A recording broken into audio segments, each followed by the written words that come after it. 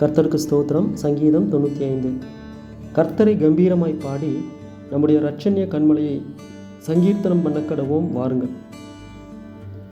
துதித்தலுடனே அவர் சந்நிதிக்கு முன்பாக வந்து சங்கீதங்களால் அவரை ஆர்ப்பரித்து பாட கடவோம்.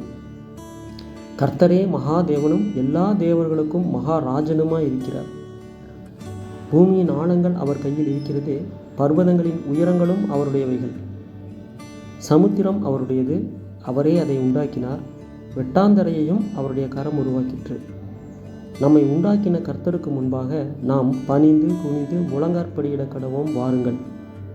அவர் நம்முடைய தேவன், நாம் அவர் மேய்ச்சலின் ஜனங்களும் அவர் கைக்குள்ளான ஆடுகளுமாமே. இன்று அவருடைய சத்தத்தை கேட்பீர்களாகில், வனாந்திரத்தில் கோபம் மூட்டின போதும் சோதனை நாளில் நடந்தது போல உங்கள் இருதயத்தை கடினப்படுத்தாதேயுங்கள்.